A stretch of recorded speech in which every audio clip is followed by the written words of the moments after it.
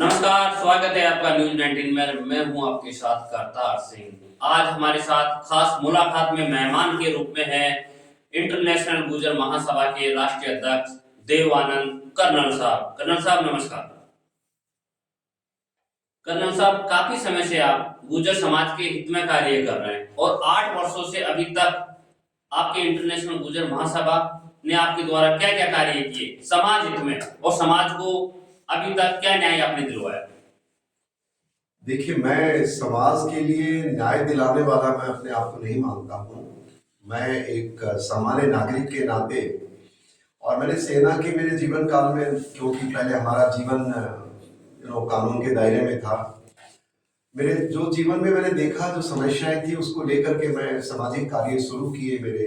पर मैं आपको एक बात बता दूं करतार जी, जो मेरी इस चर्चा को सुन रहे हैं जम्मू कश्मीर के जो हमारे गुर्जर बकरवाल साथी हैं जी, तो मैं एक्चुअली सामाजिक मेरी जो जो कहते हैं दौड़ या जो मेरी यात्रा शुरू हुई थी कार्यों की, वो जम्मू कश्मीर में जब मैं पहली बार मेरी पोस्टिंग गया था तो मुझे याद है गुरेज का इलाका था, बांदीपुर गुरेज, और वहां पर मुझे पता लगा कि किस प्रकार से एक एक राष्ट्रभक्त लोग हैं। वो मुझे तब तक नहीं पता था कि वो गुर्जर है, क्योंकि उस सेना के साथ वो लोग सदा लाइक हर मौसम में हमारे साथ रहते थे, हमारा सामान ढोते थे, हमारे हथियारों को ले जाने में मदद करते थे, गोला बारूद में मदद करते थे, पानी जहां पहाड़ों में हमारे पास नहीं होता था वो लोग लेके आते थे। मुझे वो दौर याद है जब पहली बार मैं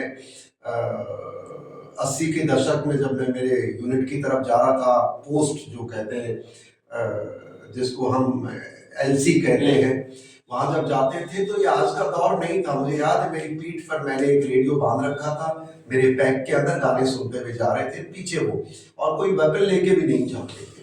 तो मैं उस समय जब मुझे पता लगा कि जो भारतीय सेना के साथ जो लोग कंधे से कंधा मिला के चलते हैं, और कोई पैसा भी ज्यादा नहीं मिलता था मेरे ख्याल, उन पोर्टर्स कहते हैं उनको हम, और उनको मुश्किल से 20-30 रुपए एक दिन के मिला करते थे, पर उनकी जो भावना मैंने देखी, और कोई भी सैन्य अधिकारी जो 90 से पहले सेना में था, 90 से पहले जम्मू कश्मीर में जिसने नौकरी की है, वो मेरी बात से पूरी तरह सहमत होंगे कि जो गुर्जर बकरवाल जो कश्मीर के हैं, वो लोग इतने बड़े राष्ट्रभक्त हैं कि कोई पैसा बड़ा मायना नहीं था उनके लिए, पर जहां कब्बा भी नहीं मिलता था वहां पर ये लोग हमारे साथ रहते थे।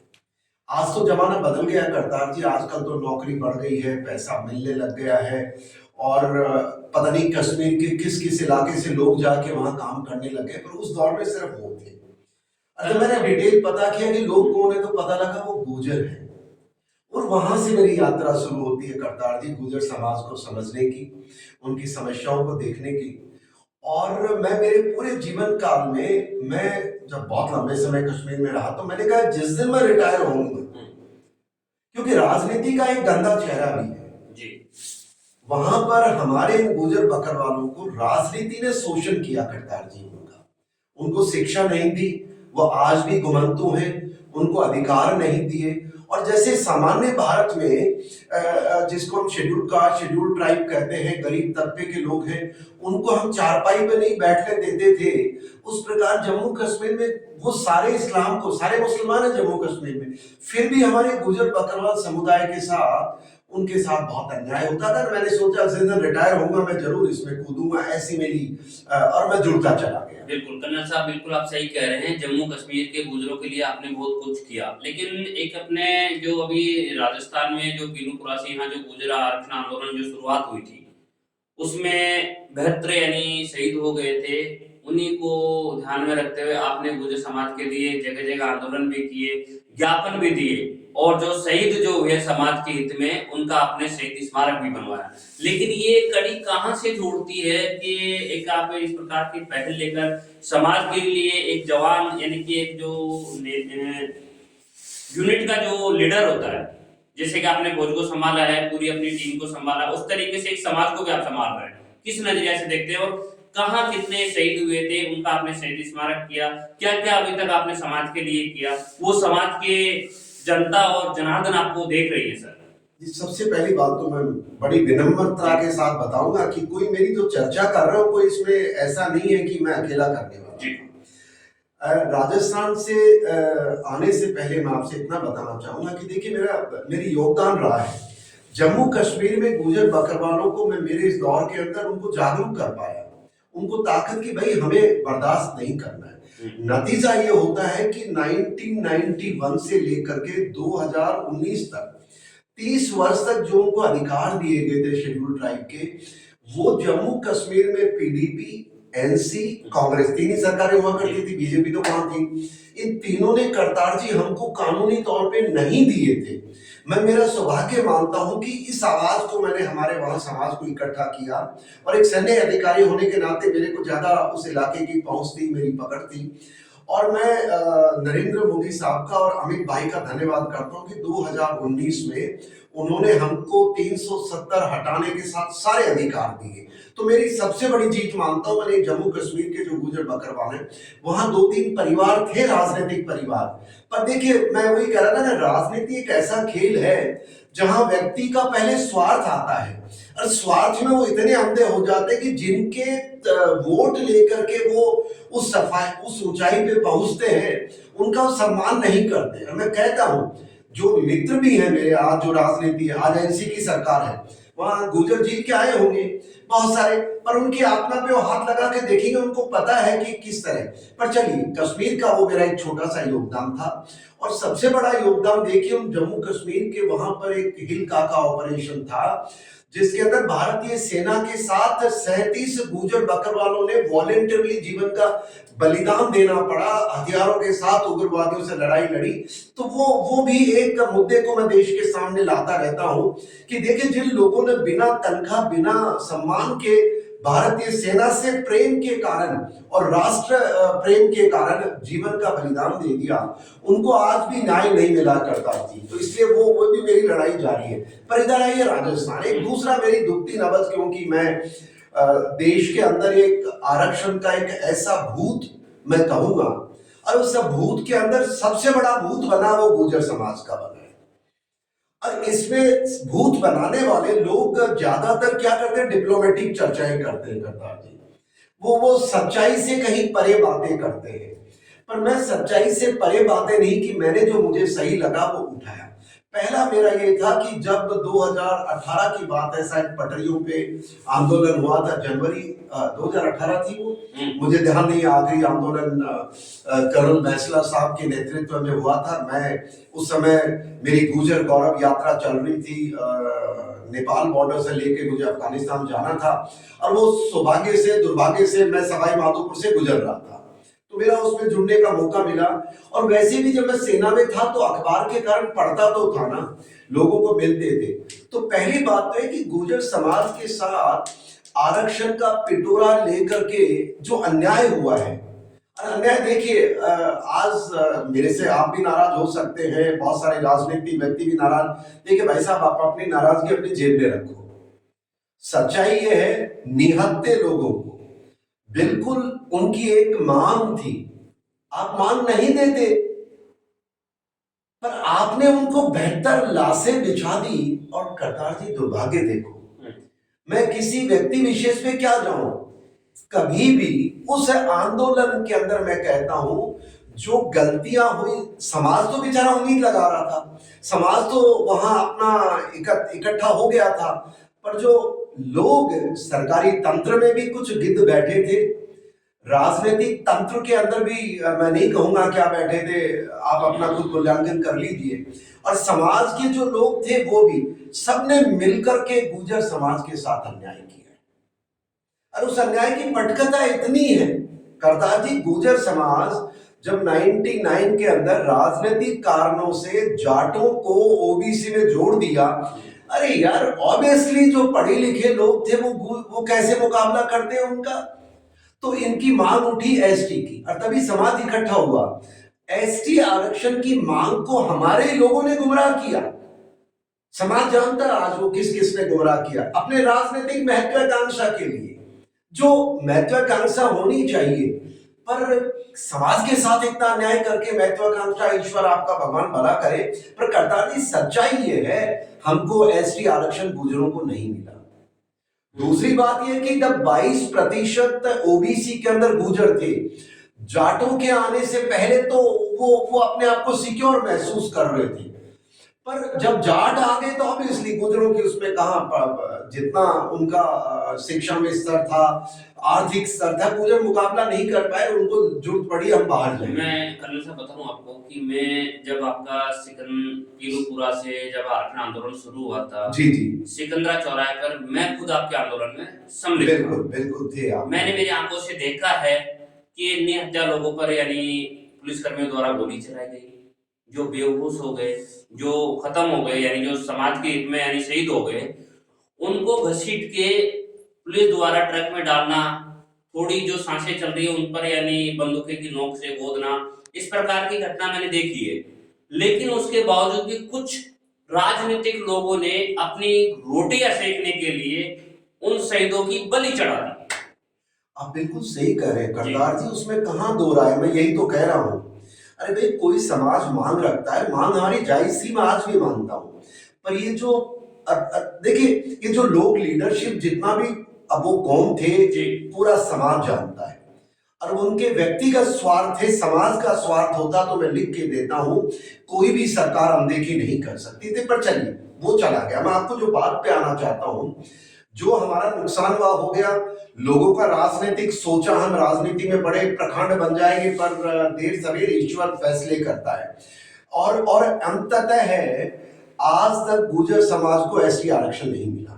अब जमाना जा चुका आरक्षण की चर्चाएं करने का वापस, पर धोखा देखिए कितना बड़ा हुआ करतार जी, 22% से हमको हटा दिया गया। और मुझे याद है जब ये एमबीसी का एक पिटोरा खुला था, 2019 या 18 में खुला था, उस समय मैं उसमें हिस्सा था, पर क्योंकि मैं इस राजनीति से दूर रहता हूं, तो हमने हमारे नेतृत्व पर भरोसा किया और उन्होंने हमें ये बोला गया था कि हम एसटी की मांग पर कायम हैं। और देखिए हुआ क्या, 22% और 1% आंदोलन रिजर्वेशन अलग से मिलता था पूरे 100 में से। उसके बाद हमारा जो लोग बाग जो फैसला कर रहे थे, रणनीतिकार थे, समाज के, सरकार के और समाज सेवी, तीनों ने मिलकर के एमबीसी वर्ग का हिस्सा बने। और उसके अंदर उस समय 5 जातियां थी जो बढ़कर अब ज्यादा हो गई हैं। हमारा जो 1% मिलता था वो भी चला गया। पहले 22 के अंदर हमें लाभ मिलता था, अब 5 में हमें छोटा सा ला के छोड़ दिया। और आज जो लोग ये कहते हैं कि गुर्जर समाज को आरक्षण दिया, सब झूठे हैं। मैं बताऊं, सब झूठे हैं और उनको कोई हक नहीं है अब गुर्जर का नाम बदनाम करने का, क्योंकि गुर्जरों के नाम से आपने आंदोलन करवाया, गुर्जरों ने बलिदान दिया, अपनी 72 अपनी जाने गवाई, और 22% आरक्षण से निकल करके 1% से निकल करके अब छोटा सा में छोड़ दिया। नाम गुर्जरों का देते हैं, पता नहीं कितनी जाती है। ये बहुत दुखद बात है करतार जी। साहब, जब आंदोलन की शुरुआत हुई थी और आंदोलन जब खत्म किया गया था, तो अहम मुद्दे थे और उनपे सरकार के साथ आपकी वार्तालाप भी हुई थी, जिसमें आपको 5% आरक्षण दिया था, जिसमें 5 से 7 जातियां जुड़ी थी, जिसमें गाड़ी लोहार भी सम्मिलित थे। बिल्कुल थे। ठीक है, रहबारी भी थे उसमें, तमाम ऐसी समाज थी कि ये 5% आरक्षण तो आपको दे दिया गया। लेकिन आज आप कह रहे हैं कि वो 1% रह गया, वो भी खत्म है, 9वीं अनुसूची में नहीं डाला गया, क्या कुछ मामला है? देखिए, धोखा गुर्जरों के साथ जी। देवनारायण बोर्ड बनाया हमारे लिए, बलिदान हमारा ही था ना जी, पर उसको तो आपने सबका कर दिया। दूसरा, एसटी आरक्षण मांगा, वो नहीं मिला। तीसरा, हमारा जो 1% गुर्जरों को अलग मिलता था। देखिए, जो आज युवा सुन रहे हैं मेरी बात, आप भी कई बार बस सिर्फ मेरी नौकरी मिल जाए, समाज बाढ़ में जाए, मैंने देखा है करतार जी 5 साल में। ये गलत है, लेकिन ये गलत है, नहीं करो। सच्चाई ये है, गुर्जरों को तो नुकसान सामाजिक तौर पे हो गया ना साहब। अब वो जो 5% के अंदर भी आकर के इतनी जातियां जोड़ दी, अरे गुर्जर आरक्षण नहीं है भाई, कोई सरकार बताए तो सही, कोई व्यक्ति बताए तो सही, ये बहुत गलत हुआ है। और आज भी मैं कहता हूं कि आज बस जो एक अच्छा काम है, गुर्जर समाज के लोग जागृत हो गए, आप जैसे मीडिया, आप जैसे युवा लोगों के कारण, क्योंकि मेन मीडिया तो मतलब ही नहीं है ना साहब, वो हम भी जानते हैं, आप भी जानते हैं, और तो सोशल मीडिया के कारण, और जो अभी क्या है कि जागरूकता के कारण वो अपनी एबिलिटी पे आ गया है। पर आरक्षण नाम का कोई, मैं नहीं मानता उनको लाभ मिल रहा है। अगर स्टैटिस्टिक डाटा भी निकाले, आप सोचिए 22% में से जो गुर्जरों को 10 से 15 पुलिस वाले हमारे जाते थे, और हमारा एक बड़ा उसके अंदर था, हमें ओबीसी से निकाल करके इधर पटक दिया, यहां भी उतनी जातियां ले आए, 22 से 5% कर दिया, एक मिलता था वो भी चला गया। और जो देवनारायण बोर्ड जो हमारे बलिदान के कारण बना, आज आपने हर जाति का तो बोर्ड बना दिया और नाम हमारा, तो ये बहुत अन्याय हुआ। बस एक ही आग्रह है, मैं भाई साहब उसी बात पे जा रहा हूँ कि जी आप में कि समाज ने और आपने यानी पहल की और एक संघर्ष किया जी, संघर्ष के साथ ही साथ कुछ मांगे थी, उसको आपकी सरकार ने रखी। जी। दूसरी बात, आपका देवनारायण बोर्ड भी बनाया। लेकिन ये सब संघर्ष के बाद और शहीद जो समाज के हित में जो युवा जो शहीद हुए, उसके बाद ये सब सुविधा आपको मिली। लेकिन तमाम ऐसी समाज है जिनने कोई आरक्षण, कोई आंदोलन, कोई आक्रोश रैली नहीं की, फिर भी उनका बोर्ड बना दिया। देखिए यही तो मैं कह रहा हूँ, दुर्भाग्य है हमारी लीडरशिप का, गुजर समाज की का, उस पॉलिटी का, जो राष्ट्र हित में नहीं सोचते हैं। देखिए पॉलिटी भी, मैं आज की जो पॉलिटिक्स है, जैसे मोदी जी की, बहुत सारे लोग मेरा नाम लगाते हैं, सर आप तो मानते मोदी जी मोदी। देखिए अब राष्ट्र हित की पॉलिटी आ रही है। आज से जब आंदोलन के दौर में 20 वर्ष पूर्व जब हमारे साथ अन्याय हुआ, अरे मैं गुजर क्यों भाई, किसी के साथ भी कोई मान एक समाज रखता है तो ठीक है, स्वीकार करो, आपका मर्जी है, स्वीकार करो, वो तंत्र की बात है, पर इस तरह का न्याय नहीं होना चाहिए। आज क्या सबसे बड़ा दुर्भाग्य, उस चीज को लोग सब, आपको याद है कि जो हमारे बलिदान हुआ जिन बेहतर लोगों का, करतार जी आप मेरे साथ थे, मैं जब सेना से रिटायर हुआ तो ये आरक्षण तो मैं समझता नहीं था, आज भी मैं इस चीज में ज्यादा नहीं हूं, मेरे क्या अन्याय की बात करता हूं, पर मेरे लिए सबसे बड़ी दुखद बात, आपको याद होगा हमारे 5 जय, सिकंदरा, पीलूपुरा, पीपलखेड़ा, लालसोट और कुशाली दर्रा, इन 5 की जब मैंने, और आप मेरे साथ थे 2-3 बार शायद, मुझे याद है बरोबर।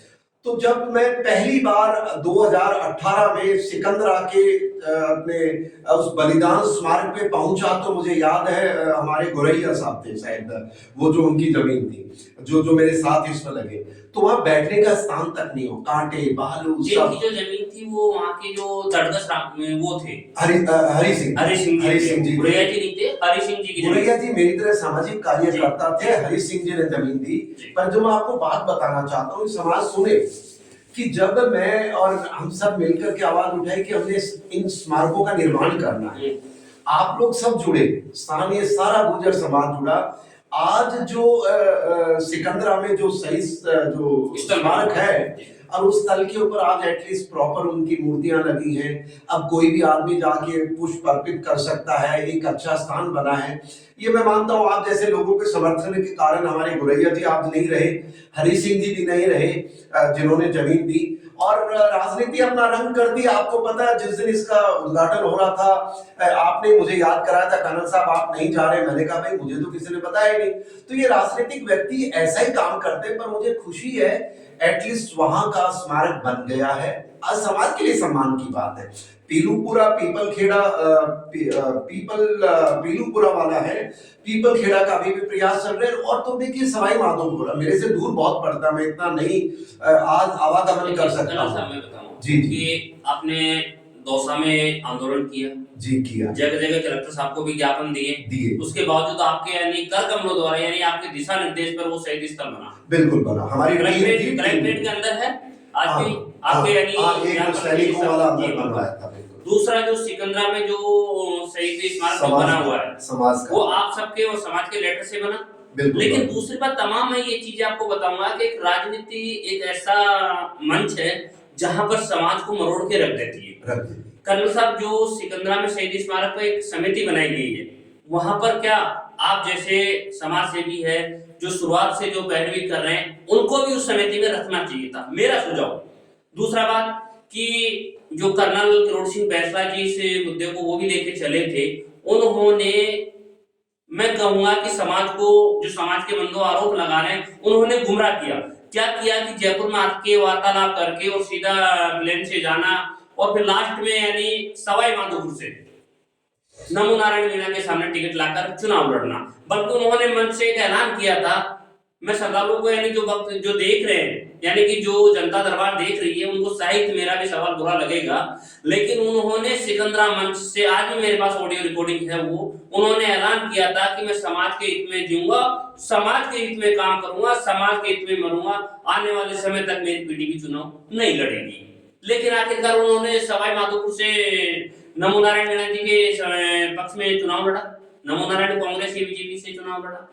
दूसरी बात, हरीश मीणा जो उनियारा देवती से चुनाव लड़ा कांग्रेस से, बीजेपी से उनके बेटे विजय बैंसला जी ने लड़ा।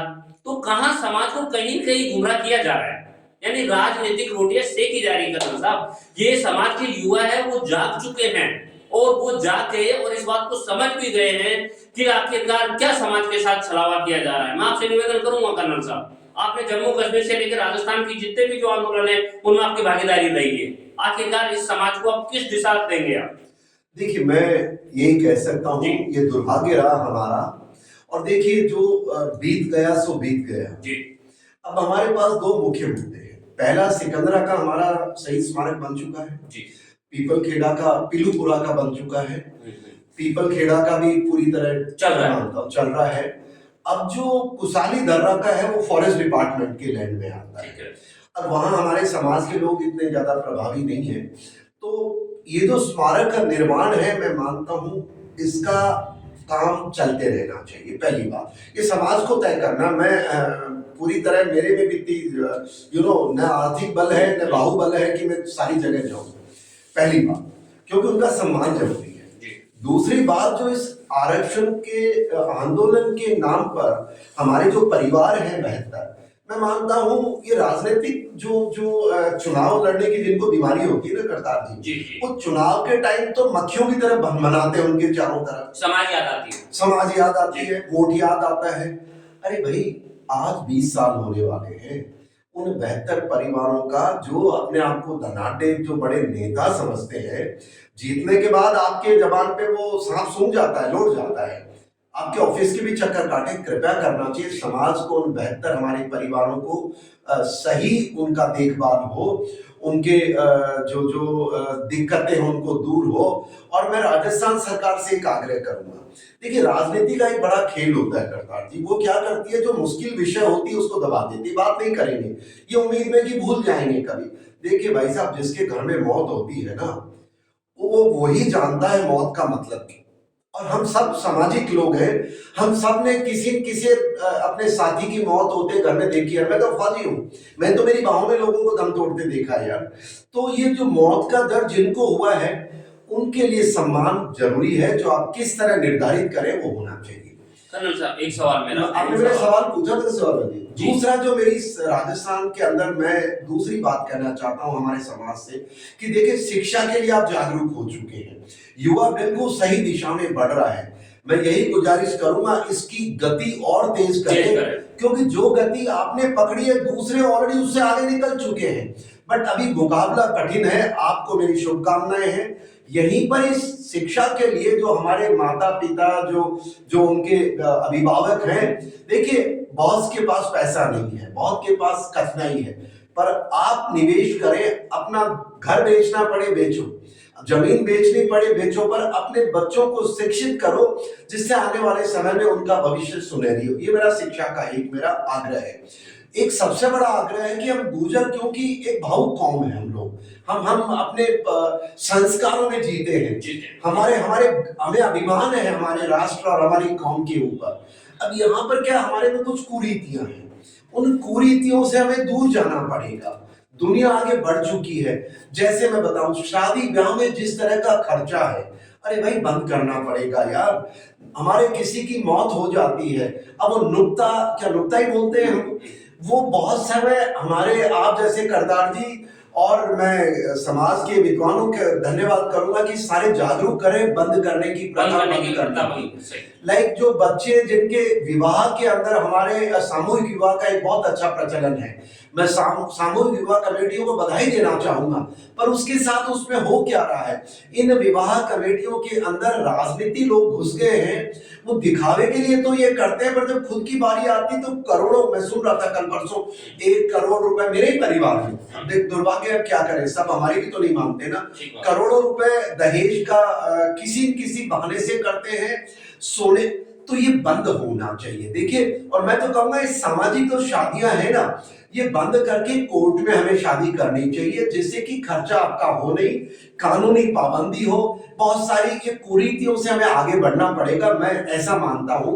और जहां तक बदलते समाज की बात है, जो देवनारायण बोर्ड जो राजस्थान सरकार ने हमें दिया है, मैं सबका अभिनंदन करता हूं कि भाई देवनारायण बोर्ड के नाम पर अब आपने जब दूसरे समाजों को बोर्ड दे दिए, तो भाई फिर हमारे गुजरों से इसके अंदर सबको क्यों घुसेड़ रहे हो?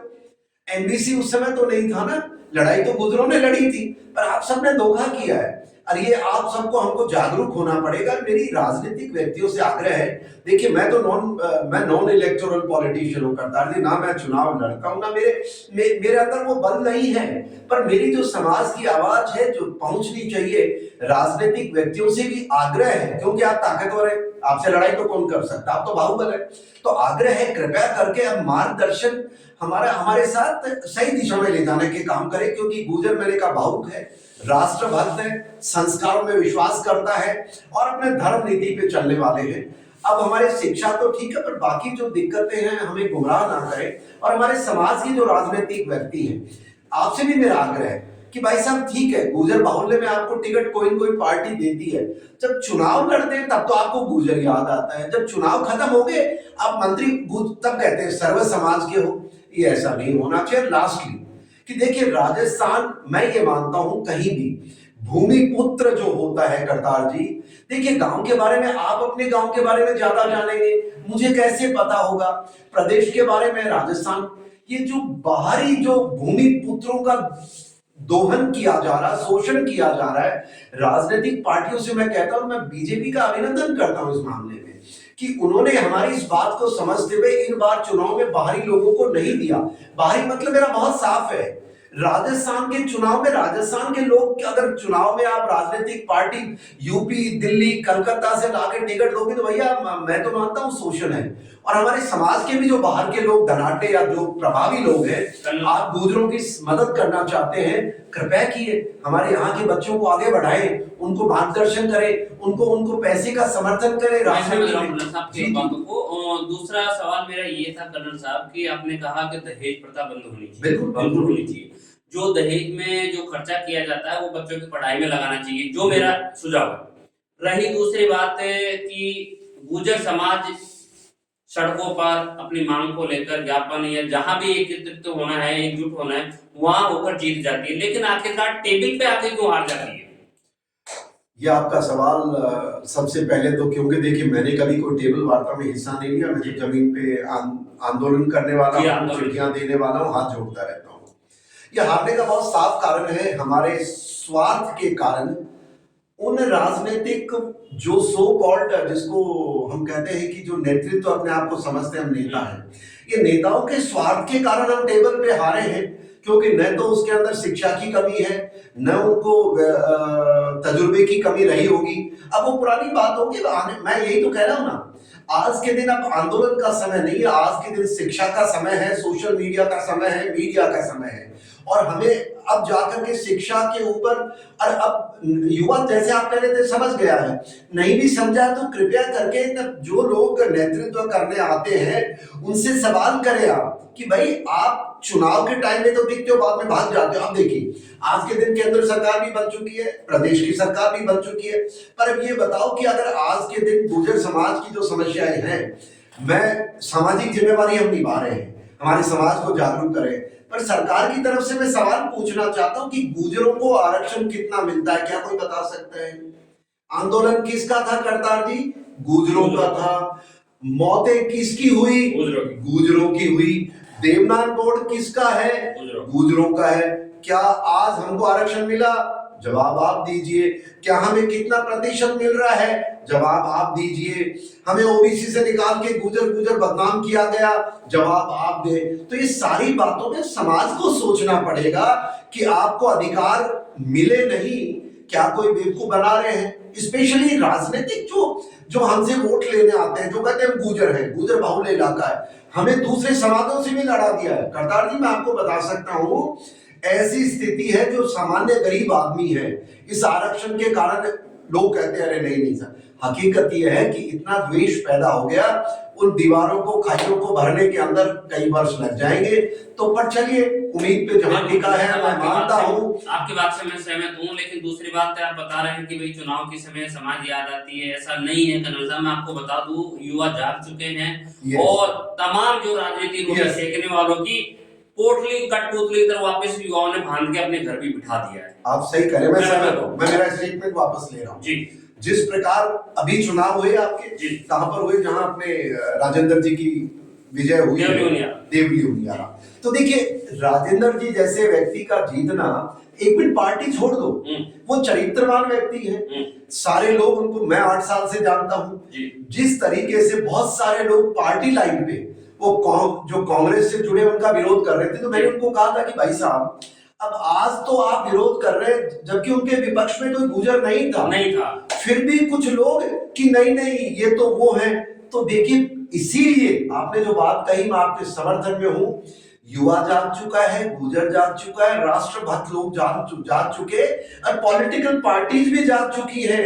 राजेंद्र जी को टिकट दिए जाना, मैं भारतीय जनता पार्टी की दूरगामी सोच का मैं अभिनंदन करता हूं, और जमीनी स्तर के व्यक्ति को आगे ला करके उनको टिकट दी, और बाकी फैसला दूध का दूध पानी का पानी, जो लोग कह रहे थे हम इनको हरा देंगे, सारे सैनिकों ने खुल करके उनके साथ आए। देखिए, सारे समाज के युवा उनके 40,000 से ज्यादा वोट विजयी हुई है, तो मैं मानता हूँ ये साफ सही है। अभी समझ रहे हैं, मैं बता देता हूँ, काफी समय से मांगे थी आपकी, वो हुई। क्या गुर्जर समाज 9वीं अनुसूची में डाला जाएगा? क्या कुछ, या इसके लिए आपको आंदोलन करना पड़ेगा? सरकार बीजेपी की है, हर बार गुर्जरों ने बीजेपी सरकार में आंदोलन किया है, क्या कुछ कहेंगे आप? ये मेरी मांग तो बहुत दिनों से चली आ रही है। मैं जब से मैं तो मांग ही रखता हूँ साहब, मैं तो खुद कहता हूँ, मैं कोई बड़ी बातें नहीं करता हूँ, कि भाई जो आपने एमबीसी दिया उसको आप 9वीं सूची में जोड़ दीजिए, ये मांग। और मैं इसी मांग के साथ मैं तो दूसरी मांग भी उठाता हूँ, कश्मीर में जो गुजरी लैंग्वेज है उसको भी 9वीं सूची में जोड़ो। पर जो ये 9वीं सूची में जोड़ने का, मैं पार्टी की चर्चा नहीं कर सकता करतार जी, मैं ये पूछना चाहता हूं। अगर मेरा सवाल पूछने पे आता है, क्योंकि चर्चा करना तो कोई किसी पे नाम लांछन लगा सकता है, ठीक है, पर मैं अब सवाल पूछता हूं कि 9वीं सूची में जिन लोगों ने पिछले 20 साल गुर्जर समुदाय के वोट लिए, वो कोई भी पार्टी विशेष हो सकता है। आप देखिए, तो सरकारें सबकी आ गई, 9वीं सूची में मिलाया नहीं। इस बार चुनाव हुए तो मुझे नहीं लगता कि किसी भी राजनीतिक पार्टी ने हमारे 9वीं सूची की चर्चा की। पर मैं आज आपके चैनल के मार्फत आग्रह करना चाहता हूं, हमारी राजस्थान की सरकार से आग्रह करना चाहता हूं कि देखिए भाई, आप आरक्षण के विरोधी हैं, पक्षधर हैं, मैं उसमें नहीं जाना चाहता हूं। अगर आप ये गुर्जरों को जो एमबीसी नाम पे आरक्षण दिया तो शायद कांग्रेस के टाइम पे था, गहलोत जी सीएम थे उस समय जब ये एमबीसी आया था, और उन्होंने बड़ी चालाकी की थी हमारे समाज के साथ, कि नाम भी कर दिया और हमको आरक्षण भी नहीं दिया। राइट करतार जी, सही कह रहा हूं? पर जब उसके बाद हम इतने साल से लेकर के 6-7 साल हो गए, गहलोत जी चले गए, गहलोत जी का पूरा टेन्योर खत्म, भारतीय जनता पार्टी आई है। अब उम्मीद करते हैं जो राजनीतिक व्यक्ति हैं, जो ये समझते हैं कि समाज के साथ न्याय होना चाहिए, तो एमबीसी की मांग बिल्कुल हमारी जायज है, हम उठाते रहते हैं। अब रहा सवाल आंदोलन करने का नहीं करने का, अब देखते हैं, चर्चा हो रही है, कितने लोग चाहते हैं कि हम इसके लिए और अगर प्रखरता से आवाज उठाएं। मैं आपके सवाल के साथ हूं कि 9वीं सूची में गुर्जरों के एमबीसी आरक्षण को जोड़ा जाना चाहिए। पर मैं एक सवाल आपसे भी करूं, वो लोग कहां भाग गए जो चुनाव के टाइम पे तो वोट मांगते रहते हैं, गुर्जर गुर्जर गुर्जर। अब एमबीसी में जब चुनाव में उसमें जोड़ने की बारी पे इनको 7 लोग जाता है, पता है ना कर्नल साहब, युवाओं ने विदा कर दिया, समझ गए वो। हाँ, तो मैं मानता हूं जिनको विदा कर दिया वो तो कर दिए, पर हमने हमारा वोट का कहीं तो इस्तेमाल किया है। तो जिनको वोट दिया, कृपया करके आप जरा हमारी आवाज को उठाएं, क्योंकि आवाज आप नहीं उठाएंगे तो हम सड़क पे कब तक आते रहेंगे, ऐसा मेरा मानना है। तो फिलहाल आपने देखा कि ये है हमारे खास मेहमान कर्नल देवानंद गुर्जर साहब, जो कि इंटरनेशनल गुर्जर महासभा के राष्ट्रीय अध्यक्ष है, यानी गुर्जर समाज के सरदार जिसको अपन कह सकते हैं, कि एक जो मैन होता है वो यानी पहल करता है, आगे उसके साथ पूरी समाज लगी रहती है। फिलहाल क्या कुछ गुर्जर समाज को 9वीं सूची में डाला जाएगा या नहीं, इसके लिए बने रहिए न्यूज़ 19 के साथ। नमस्कार।